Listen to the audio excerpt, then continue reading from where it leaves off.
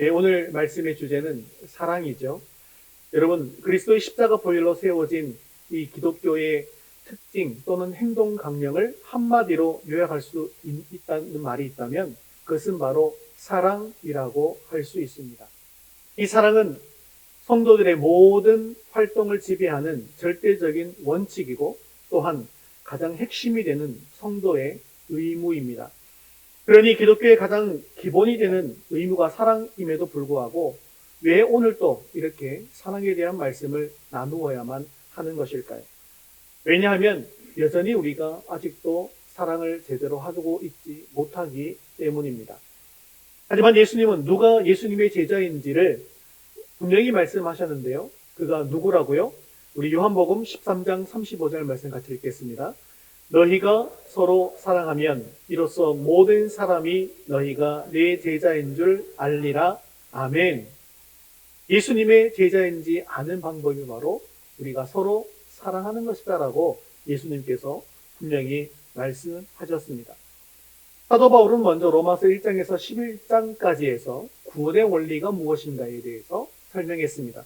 그리고 12장과 13장에서는 구원받은 성도가 하나님과 교우들 그리고 이웃, 국가에게 어떤 윤리적인 도덕적인 태도를 취해야 할 것인가, 어떤 삶을 살아야 할 것인가에 대해서 설명했습니다.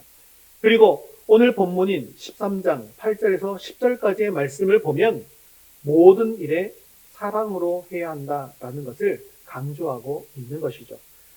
바울이 먼저 율법에 대해서 이야기를 하다가 사랑을 이야기하는 것은 이유가 있습니다.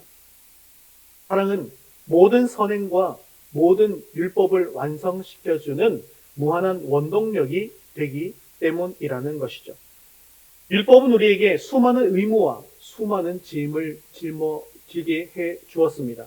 하지만 그것을 행할 수 있는 어떤 힘도 우리에게는 주지 못했다는 것이죠. 그래서 바울은 생명력을 대신할 이 율법을 대신할 삶의 규범을 이야기하고 있는데 그것이 바로 사랑이다라고 이야기하고 있는 것입니다. 그런데 이 정도로만 이야기하면 율법과 사랑의 공통점을 발견하는 것은 쉽지 않은 일이죠. 하지만 예수 그리스도 안에서는 이것이 하나가 될 수가 있습니다. 왜냐하면 사랑이라고 하는 것은 예수 그리스도께서 우리에게 가르치시고 친히 모범을 보여주신 새 계명이기 때문에 그렇습니다. 그리고 이 새 계명의 사랑을 온몸으로 실천하게 되어지면 자연스럽게 이 모든 율법을 지키게 되어지는 것이죠. 그래서 사도 바울은 오늘 본문을 통해서 구원받은 성도가 지켜야 할 삶의 방식으로서의 사랑을 제시하고 있는 것입니다. 오늘 말씀을 통해서 주님의 놀라운 사랑을 깨달으시고 또 그 사랑의 빚을 갚아나갈 수 있는 저와 여러분 될 수 있기를 주님의 이름으로 축원합니다. 우리 첫 번째 같이 한번 읽어보겠습니다. 사랑의 빚 외에는. 먼저 사도 바울은 사랑에 대해서 8절 상반절에 이렇게 말씀하고 있습니다. 읽겠습니다. 피차 사랑의 빚 외에는 아무에게든지 아무 빚도 지지 말라. 아멘. 이 말씀은 예수님께서 말씀하신 서로 사랑하라 라는 새 계명의 연장선에서 이해할 수가 있습니다. 우리 인생은 어떤 형태로든지 누구든지 간에 빚을 지고 살고 있습니다. 보통 우리가 큰 빚을 질 때 언제 빚을 지나요? 집을 살 때 빚을 지죠. 집을 살 때 보통 자기 돈을 가지고 집을 사는 사람은 극히 드뭅니다.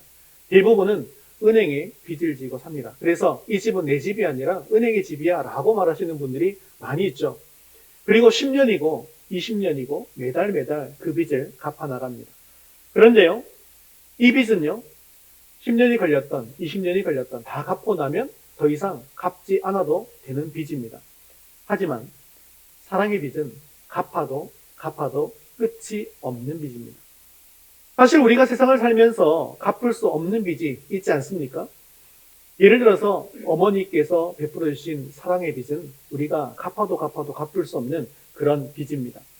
어머니께서 해산의 수고를 하시고 먹이시고 돌보시면서 흘리신 그 희생의 땀은 자식이 아무리 평생을 기울여서 노력한다 해도 다 갚을 수 없는 그런 사랑의 빚입니다. 그런데 어머니의 사랑을 평생 갚아도 갚을 수 없는 빚이라고 해서 이건 어차피 안 되니까 나는 이미 틀렸어 라고 하면서 그 빚을 안 갚는다고 한다면 과연 그것이 자식된 도리이겠습니까? 비록 다 갚을 수는 없다 할지라도 자식이라면 반드시 부모님의 사랑의 은혜를 갚기 위해서 최선을 다해야 하는 것이죠. 또 우리가 평생을 갚아도 다 갚을 수 없는 그런 빚이 있습니다. 성도로서 갚을 수 없는 그 빚이 무슨 빚이겠습니까? 그것은 바로 하나님께서 우리에게 베풀어 주신 사랑과 은혜의 빚입니다. 사실은 믿는 사람이든지 믿지 않는 사람이든지 누구든지 인간이라고 한다면 이 하나님의 사랑과 은혜로 매일매일 하루하루를 살아가고 있습니다. 사실 사람이 살아가기 위해서 반드시 필요한 것이 무엇이겠습니까? 보통 사람들에게 물으면 돈 아닐까요? 라고 얘기할 수 있겠지만 사실 돈보다도 더 중요한 것이 있죠. 바로 공기와 물과 햇빛입니다.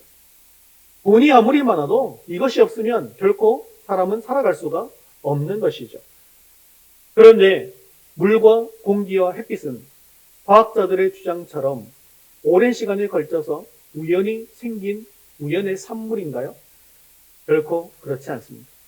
이것은 하나님께서 창조하신 것이죠. 비록 우리가 요즘 물을 먹을 때도 돈을 주고 물을 사 먹지 않습니까? 그러면 우리가 돈을 주고 물을 사 먹는다고 해서 그 물은 또 사람이 만든 것인가요?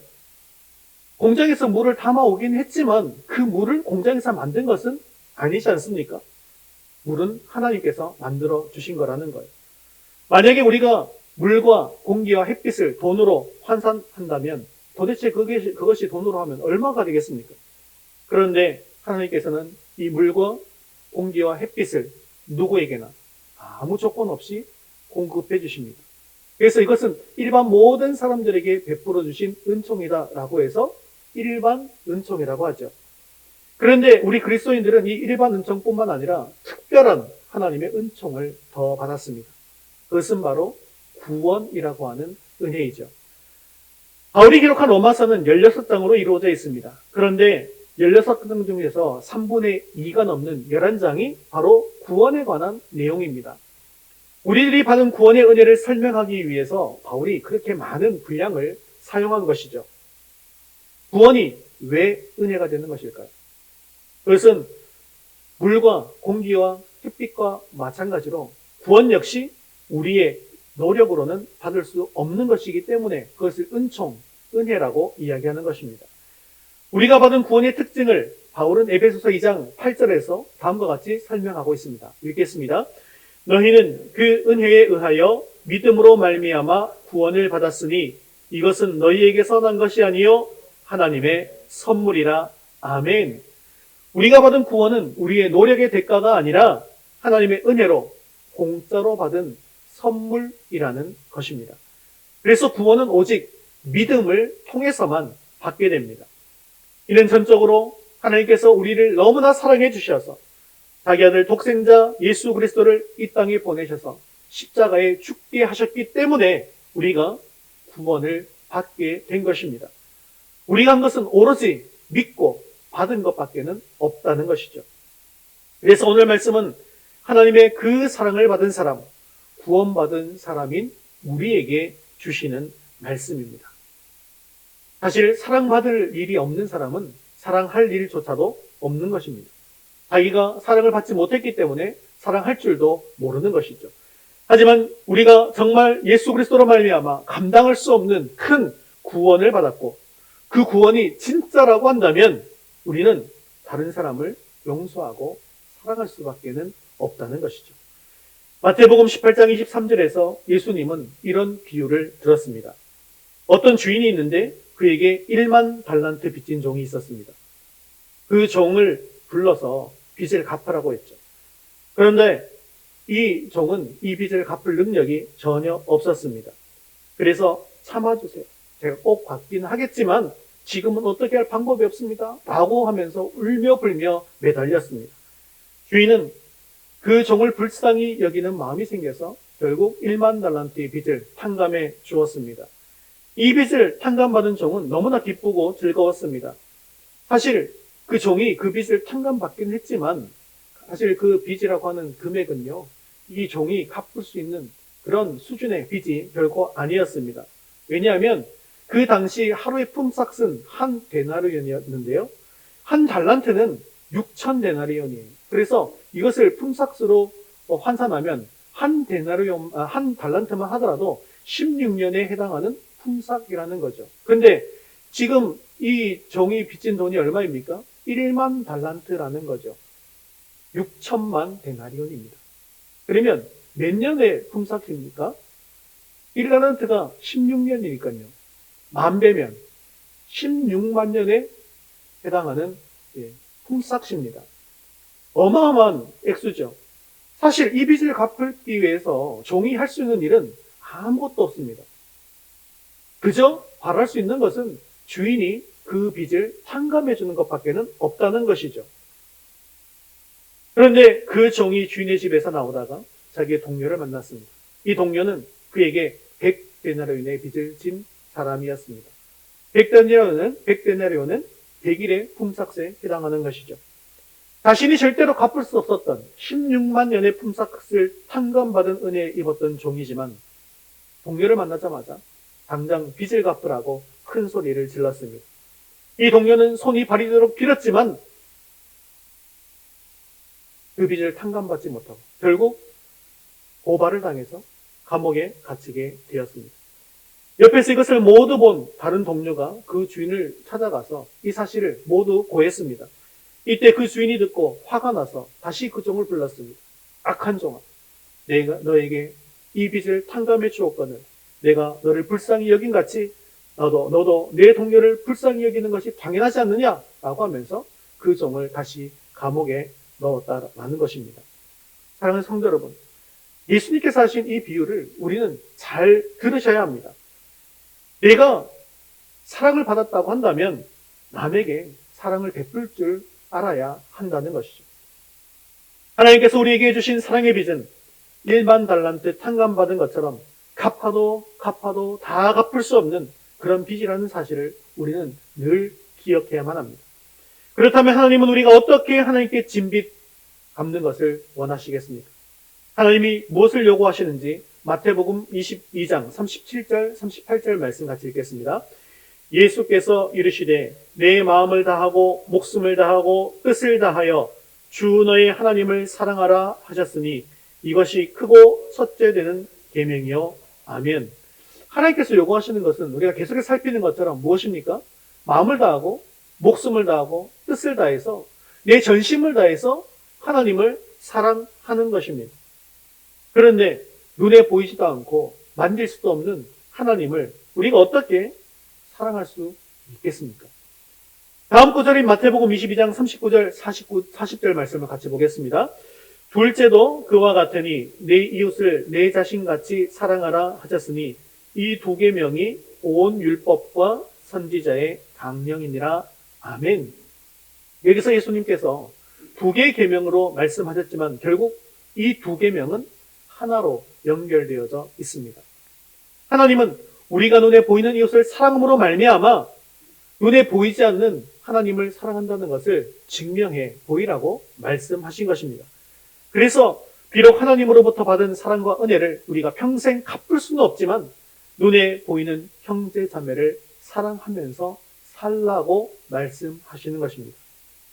사랑하는 성도 여러분, 사랑의 정의는요, 갚을 수 없는 빚이다라는 사실을 기억하시기를 바랍니다. 사랑은요, 갚으면 갚을수록 오히려 더 커집니다. 다 끝난 사랑이라는 것은 없습니다. 진짜 사랑은 하면 할수록 더 빚이 많아지는 것입니다. 그래서 사랑은 하면 할수록 부족한 것을 느끼게 되어지는 것이죠. 그래서 이만큼 해줬으면 됐어 라고 말하는 것은 결코 사랑이 아닙니다. 지난번에 용서해 주었는데 또 이러다니 또 용서해 줘야 된다라고 말하는 것은 지난번에도 제대로 용서하지 못한 것입니다. 주님께서는 그래서 어떻게 해요? 70번씩 7번이라도 용서하라고 말씀하신 것입니다. 또한 사랑을 베풀고 난 뒤에 보상을 받고 싶은 그런 마음을 가지는 것도 결코 사랑이 아니라는 것이죠.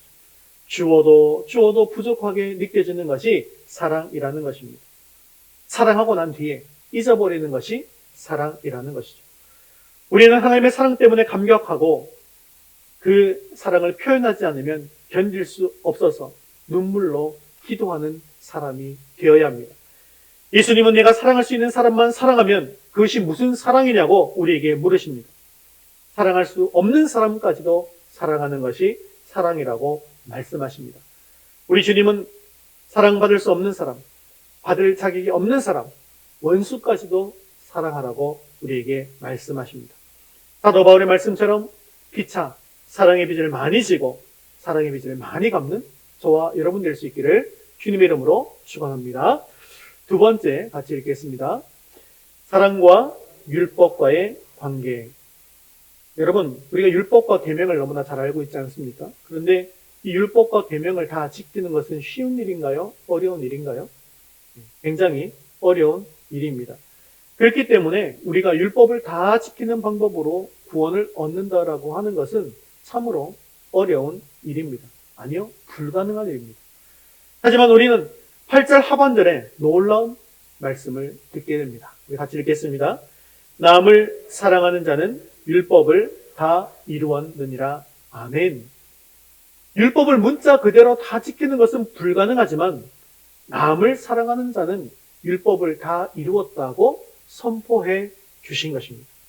심지어 우리가 행하는 사랑은 미완성의 사랑이 많습니다. 그럼에도 불구하고 이 미완성의 사랑을 통해서도 율법을 완성할 수 있게 된다는 것입니다. 7장에서 사도 바울이 너무나 깊이, 마음 깊이 고민하는 것이 있어요. 예수 믿고 난 뒤에 그가 하는 고민은 바로 이것입니다. 하나님의 율법은 선하고 완전하고 의로운데 육의 몸을 가지고 있는 인간은 이 완전한 율법을 지킬 수가 없다는 것입니다. 그리고 그것으로 인해서 괴로워한다는 거예요. 우리들에게도 예수 믿고 나서 이와 같은 갈등과 고민은 너무나도 흔히 일어나는 일입니다. 왜냐하면 내 마음속으로는 하나님의 의를 따르기를 원하는데 예수님의 뜻대로 살기를 원하는데 우리의 육이 그렇게 살지 못하기 때문입니다. 분을 품지 말라고 말씀하시는데 마음속에 분노가 계속 생깁니다. 사랑하는 마음이 계속 생겨야 하는데 어떨 때는 미움이 생기기도 하더라는 것이죠. 우리가 기억해야 될 것은 예수님 믿는다고 해서 우리의 본성이 완전히 사라지는 게 아니라는 거예요. 예수님 믿는 그 순간에 우리의 성품이 완전히 변화되는 게 아니라는 것입니다. 죄를 짓고 싶지 않은데 죄를 짓고 싶은 마음이 우리 속에서는 늘 생기더라는 것입니다. 그 갈등이 있더라는 거예요. 그것 때문에 혼란스럽다는 거예요. 누가 그랬다는 것이죠? 지금 오늘 이 말씀을 쓰신 사도 바울이 그랬다는 거예요. 우리들도 마찬가지입니다. 하지만 우리가 기억할 것은 이것이 바로 인간이라는 존재입니다. 마음으로는 하나님의 법을 사랑하지만 육신은 자꾸만 죄의 법에 끌려가고 있는 것을 경험합니다. 그렇다면 예수 믿는다는 것은 이런 갈등의 연속이 되어지는 것일까요? 그렇지 않습니다. 사도 바울은 이렇게 고민하다가 이 문제에 대한 답을 로마서 8장 1절에서 말씀하고 있습니다. 같이 읽겠습니다. 그러므로 이제 그리스도 예수 안에 있는 자에게는 결코 정죄함이 없나니 이는 그리스도 예수 안에 있는 생명의 성령의 법이 죄와 사망의 법에서 너를 해방하였음이라. 아멘. 비록 이런 갈등을 가지고 살 수밖에 없는 우리들이지만 생명의 성령의 법이 임하시면 이 육신의 욕망을 통해 나타나는 괴로움에서 해방되게 된다는 것입니다. 그래서 우리는 이 성령 충만하도록 이렇게 말씀의 자리, 기도의 자리에 나오는 것입니다. 오늘 이 시간에도 우리가 찬양과 말씀과 기도를 통해서 성령 충만함 받을 수 있기를 바랍니다. 인간의 육은 결코 율법을 다 지킬 수가 없습니다. 우리가 이러한 갈등을 느낄 때마다 나 스스로 헤어나오려고 하다 보니까 문제가 계속해서 발생하는 거예요. 우리의 힘으로나 경험으로나 지식으로는 되지 않습니다. 그래서 주님 앞에 무릎 꿇으셔야 합니다. 성령 충만을 사모하셔야 합니다. 나의 실수와 부족함과 한계를 늘 고백하면서 하나님 앞에 두 손 들고 나아가야 한다는 거죠. 주님, 내 힘으로 해봤지만 잘 되지 않습니다. 주여, 나를 도와 주시옵소서. 라고 기도하면서 내가 지었던 죄들을 회개하며 나아갈 때 성령께서 우리의 연약함을 붙들어 주신다는 것이죠. 또한 육의 생각까지도 깨뜨려 주시는 것입니다. 그리고 우리 안에 부어주시는 것이 있는데요. 그것이 바로 하나님 아버지의 사랑입니다. 이렇게 하나님 아버지의 사랑이 우리에게 부어지게 되어집니다. 그것을 붙잡을 수 있기를 바랍니다. 그리고 자꾸 부어주시다 보면 그 사랑이 어떻게 돼요? 차고차고 차다가 그 사랑이 넘치게 되더라는 거예요. 그 사랑이 넘치는 것으로 내가 행동하고 살기 시작하면 지금은 비록 십자가를 지는 것처럼 힘들고 어렵고 고통스럽다 할지라도 성령 충만한 삶, 하나님의 뜻대로 사는 삶을 살 수가 있게 되어지는 것입니다. 이렇게 주님의 사랑이 우리 속에 부어지면 우리가 해야 할 일은 이 복음의 빚을 갚아 나가는 삶을 살아가는 것입니다. 주님께서 걸어가신 그 길을 걸어가는 것입니다. 주의 복음을 전하는 삶을 살고 구제하고 돕는 삶을 살며 사랑의 빚을 갚아 나갈 수 있기를 바랍니다. 그럴 때 주님의 사랑으로 남을 사랑하는 것으로 말미암아 율법을 다 이루게 되어질 줄로 믿습니다. 지금 하는 사랑과 양보, 용서가 비록 손해보는 것처럼 보일 수도 있겠지만 언젠가 풍성한 열매를 맺을 것을 기대하시면서 나아갈 삶을 살아나갈 수 있기를 주님의 이름으로 축원합니다. 우리 세 번째 같이 읽겠습니다. 사랑은 율법의 완성. 바울은 이제 사랑과 율법과의 관계를 구체적인 예를 들면서 설명하고 있는데요. 9절 말씀 함께 읽겠습니다. 간음하지 말라, 살인하지 말라, 도둑질하지 말라, 탐내지 말라 한 것과 그 외에 다른 계명이 있을지라도 내 이웃을 내 자신과 같이 사랑하라 하신 그 말씀 가운데 다 들었느니라. 아멘. 여기에 나온 계명들은 10계명 중에 일부들이죠. 율법은 참으로 딱딱하고 어려운 것이지만 우리 삶 속에서 일어나는 구체적인 그런 상황 속에서 그 사랑을 어떻게 표현할 것인가에 대해서 하나님은 10계명을 통해서 말씀해 주셨습니다. 그리고 바울은 이러한 계명들을 잘 지키는 사람이 어떤 사람인가 하면 하나님을 사랑하고 이웃을 사랑하는 사람이다 라고 설명하고 있는 것입니다. 영화나 드라마에서 불륜을 소재를 많이 다루고 있는 것을 볼 수가 있는데요. 그런데 대체로 그러한 영화나 드라마는 불륜의 당사자들이 마치 그러한 행동을 통해서 진정한 사랑을 발견하는 것처럼 미워하는 것을 볼 수가 있습니다. 그렇지만 이 불륜의 결론은 결국 가정을 파괴하는 것으로 이어지더라는 것이죠. 자신과 남의 가정을 파괴하면서까지 진정으로 사랑하는 사람을 찾는다라고 하는 것을 어떻게 진정한 사랑이라고 말할 수 있겠습니까? 그래서 사랑을 실천하는 방법 중에 하나는 간음하지 말라는 계명을 지키는 것이라고 말씀하고 있는 것입니다. 즉 사랑이란 이웃의 가정을 나의 가정처럼 소중히 여기는 것이다 라고 이야기하는 것입니다. 또한 사랑을 실천하는 방법 중에 하나는 살인하지 말라는 계명을 잘 지키는 것인데요. 우리는 살인할 일이 없는데요. 맞습니다. 그런데 남을 사랑하는 사람은요, 자신의 생명만큼 이웃의 생명도 사랑하는 것이다 라는 것을 말씀하고 있는 것입니다. 또한 사랑을 실천하는 것은 도둑질하지 말라는 계명을 잘 지키는 것이다 라고 이야기하는 건데요. 즉 남을 사랑하는 사람은 자신의 재산만큼 남의 재산도 소중하게 여기는 사람이다 라는 것을 이야기하는 것입니다. 간음하고 살인하고 도둑질하고 탐내는 것은 진정으로 상대를 사랑하지 않기 때문에 일어나는 일이라는 것이죠. 그런데 인간은 단 한 번도 간음하지 않는다고 말할 수 없습니다. 예수님께서 말씀하셨죠. 간음하는 행동을 하지 않는다 할지라도 마음에 음욕을 품는다라고 한다면 그것도 간음한 것이다. 그런데 또한 이것을 막을 수 있는 길이 없지 않습니까? 도둑질하지 않아도 탐심을 막을 수는 없습니다. 그러면 우리는 율법을 문자적으로 절대 지킬 수가 없게 되어지는 것이죠. 하지만 길이 있습니다. 그것이 무엇입니까? 요한복음 15장 12절 말씀에서 이렇게 말씀합니다. 같이 읽겠습니다. 내 계명은 곧 내가 너희를 사랑한 것 같이 너희도 서로 사랑하라 하는 이것이니라. 아멘. 예수님께서는 이미 내가 평생을 갚아도 갚을 수 없는 그 사랑을 우리에게 주셨습니다. 그래서 예수님께서 말씀하신 것처럼 우리는 매일 이 구원의 은혜를 깨달으면 깨달을수록 또 깊이 깨달을수록 우리 안에 사랑의 능력도 함께 커지게 되고 사랑할 수 있는 사람이 되어지는 것이죠. 그래서 우리는 매일 테필린 복음을 선포하면서 하나님의 크신 사랑을 깨달으셔야 하는 것입니다. 그리고 그 사랑을 깨달으셨다면 나도 이제 사랑하는 사람이 되겠다고 헌신의 자리로 나아가야 하는 것입니다. 그래서 10절에서 이렇게 말씀하고 있는 것이죠. 사랑은 이웃에게 악을 행치 아니하나니 그러므로 사랑은 율법의 완성이니라. 아멘. 그렇습니다. 사랑은 율법의 완성입니다.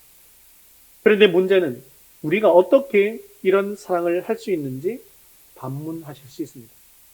문산석 시인이 쓴 그냥이라는 시가 있는데요. 그 시에 이렇게 되어 있습니다. 엄마, 내가 왜 좋아? 그냥. 넌 왜 엄마가 좋아? 그냥. 사랑하는 성도 여러분, 이 시의 이 얘기처럼 그냥 할 수 있어야 진정한 사랑입니다. 하지만 사랑하는 것이 가장 힘든데 어떻게 그냥 될 수 있을까요? 이것은 우리의 힘으로 되어지는 것이 아닙니다. 주님의 능력으로, 하나님의 말씀으로 되어지는 것이죠. 그래서 우리가 매일매일 테필린 복음을 선포하라고 하고 있지 않습니까? 매일매일 테필린 복음을 선포하면 하나님의 사랑이 우리에게 흘러 들어오게 되어지는 거예요. 그 사랑을 받게 되는 것입니다. 우리가 받아야만 내보낼 수가 있는 거예요. 그렇기 때문에 우리가 매일 테필린 복음을 선포하자고 하는 것입니다. 매일 테필린 복음을 선포하시면서 나를 사랑하신 사랑의 주님, 그 십자가를 늘 묵상하고 살게 되어지면 말씀이 내 안에서 살아서 역사하고 요동치게 되면서 그냥 하나님께서 해주시는 것입니다. 사랑은 율법의 완성이라는 것을 기억하십시오. 이웃을 사랑하면 하나님의 말씀을 다 지킨 것이고 또한 하나님을 사랑하는 사람이 되는 것입니다. 주님의 사랑으로 우리도 사랑함으로 말미암아 하나님께서 우리를 사랑하신 그 사랑의 빚을 다 갚아나가는 저와 여러분 될 수 있기를 주님의 이름으로 축원합니다. 말씀을 맺겠습니다. 우리에게는 평생의 노력을 다 기울여도 갚을 수 없는 빚이 있습니다. 오히려 이 빚은 갚으면 갚을수록 우리에게 더 큰 채무감을 주는 이상한 빚입니다. 그 빚은 바로 사랑의 빚입니다. 그런데 성도인 우리들도 입술로는 사랑을 외치지만 정작 이 사랑을 나누는 일에는 소극적이고 도리어 남에게 사랑을 받는 일에만 익숙해져 있는 것이 사실입니다. 하지만 이것은 진정한 믿음의 삶이 아니라 하나님을 사랑하는 삶이 아닌 것을 아셔야 합니다. 여러분 혹시 야구 못하는 야구 선수 보셨습니까? 축구 못하는 축구 선수 보셨습니까? 그런 사람 없죠? 그런데 사랑하지 못하는 그리스도인이 너무나도 많이 있습니다. 여러분 혹시 야구 선수가 야구 공이 잘 안 맞아가지고 슬럼프에 빠지면 어떻게 할까요? 그냥 포기하겠습니까? 슬럼프에 빠지면 그 공이 맞을 때까지 밤새 손이 부르실 때까지 계속해서 방망이질을 하면서 공을 맞추려고 훈련하고 연습하는 것 아니겠습니까? 혹시라도 우리가 사랑의 슬럼프에 빠져 있다면 밤새 연습하는 선수들처럼 우리도 사랑에 대한 애통함과 갈급함을 가질 수 있게 되어지기를 주님의 이름으로 축원합니다. 우리는 예수 믿는 그 순간부터 예수님의 그 사랑에 영원히 빚진 사람이 되었습니다. 비록 우리는 이 빚을 평생 갚아도 다 갚지 못한다 할지라도 날마다 주님의 십자가의 길을 함께 걷는다는 심정으로 그 빚 갚기에 힘쓸 수 있기를 바랍니다. 이렇게 하나하나 사랑의 빚을 갚아나가다 보면 많은 계명들을 쉽게 이루어 나가는 것을 발견할 수 있게 될 것입니다. 왜냐하면 그 계명들은 모두 다 이웃을 사랑하는 데 맞춰져 있기 때문입니다. 그리고 이 사랑이야말로 율법의 완성이기 때문입니다. 예수님께서 이 땅에 오셔서 행하신 모든 사역은 이 땅에서 절망에 탄식을 하고 신음하던 죄인들을 너무나도 사랑하셨기 때문에 비롯된 것이었습니다. 특별히 예수님께서 참혹한 십자가를 지시고 그 십자가에 죽으신 것은 그 사랑의 참된 실천이고 사랑의 완성이었습니다. 그 사랑의 본체이신 예수 그리스도께서 지금도 우리에게 너희도 서로 사랑하라 라고 간곡히 당부하십니다. 내가 너희를 사랑한 것 같이 이같이 너희도 사랑하라고 말씀하십니다. 오늘 이 말씀을 붙들고 매일매일 이 사랑의 빚을 갚아나가는 저와 여러분 될 수 있기를 주님의 이름으로 축원합니다.